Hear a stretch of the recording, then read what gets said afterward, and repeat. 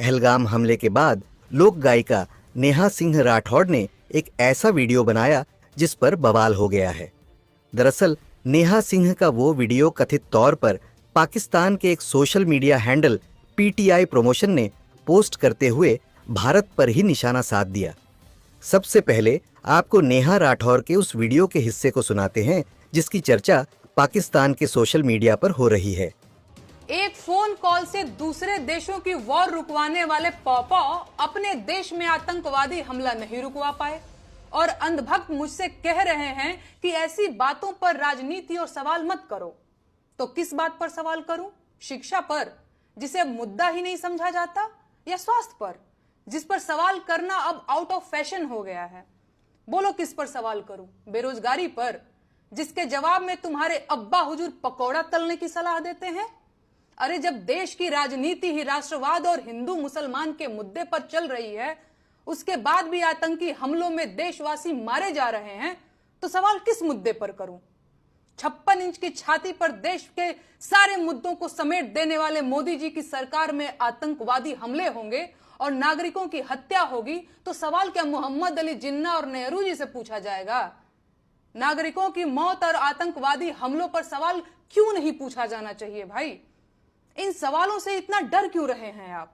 अपनी ही सरकार में हुए पुलवामा आतंकी हमले के शहीदों की मौत पर बेशर्मी से वोट मांगने वाला ये आदमी पहलगाम के पर्यटकों की मौत पर भी वोट मांगेगा और अंधभक्त इसे मास्टर स्ट्रोक बताकर वोट भी देंगे। लेकिन इनका कहना है कि सवाल नहीं पूछा जाना चाहिए। बस 2-4 दिनों की बात और है, भक्तों के पॉपा पहलगाम आतंकी हमले पर रोते हुए बिहार चुनाव की नींव डालते दिखेंगे और अंधभक्त वो बिहार चुनाव में रोते हुए ढोंगी जी की रील शेयर करते दिखेंगे। असल में नेहा सिंह ने वीडियो में बेहद ही तल्ख लहजे में केंद्र सरकार पर निशाना साधा है। साथ ही पहलगाम हमले और बिहार चुनाव का जिक्र किया है। इस वीडियो पर पाकिस्तान के पीटीआई प्रमोशन ने लिखा, इस भारतीय लड़की ने हमलों के पीछे की सच्चाई और कारण का खुलासा किया है। उसने कहा कि मोदी सरकार बिहार चुनाव में वोट हासिल करने के लिए हमलों का इस्तेमाल करेगी। नेहा के इस वीडियो को लेकर सोशल मीडिया पर अलग अलग प्रतिक्रियाएं देखने को मिल रही हैं। इसके बाद नेहा राठौड़ ने बीजेपी आईटी सेल और मीडिया पर निशाना साधते हुए एक और वीडियो जारी किया है। नेहा ने आरोप लगाया है कि बीजेपी आईटी सेल मुझे देशद्रोही कह रहा है। भाजपा का आईटी सेल मुझे देशद्रोही बताकर ट्विटर पर ट्रेंड चला रहा है, सिर्फ इसलिए कि मैं देश के प्रधानमंत्री से सवाल पूछती हूं। ये लोग मुझे देशद्रोही इसलिए कह रहे हैं क्योंकि पाकिस्तान के किसी ट्विटर अकाउंट ने मेरा वीडियो कॉपी करके लगा दिया। भाजपा का आईटी सेल और गोदी मीडिया के बिके हुए सरकारी पत्रकार देशभक्ति का सर्टिफिकेट बांट रहे हैं। वो लोग जिन्होंने देश को धर्म के नाम पर बांटने में कोई कसर नहीं छोड़ी, वो देशद्रोही और देशभक्त का सर्टिफिकेट बांट रहे हैं।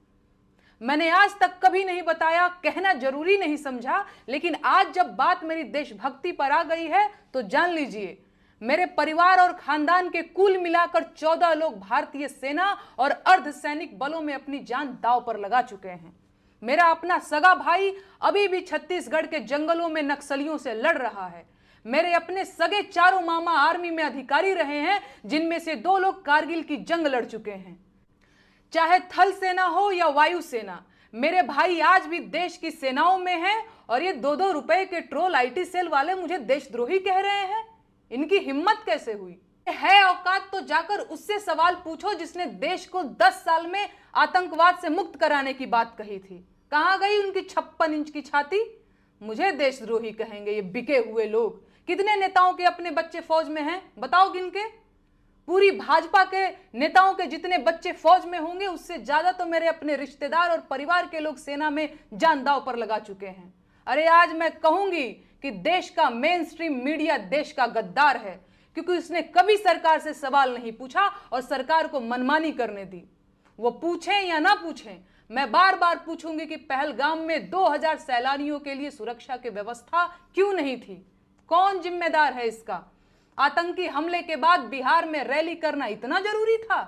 भाजपा का आईटी सेल देश का गद्दार है, क्योंकि उसने देश को हिंदू मुसलमान में बांटने की कोशिश की। है कोई जवाब? देशद्रोही कहेंगे ये मुझे। नेहा सिंह राठौड़ के ये वीडियो अब सोशल मीडिया पर जमकर वायरल हो रहे हैं। देखना होगा आगे इस पर सियासत कहां तक जाती है। न्यूज़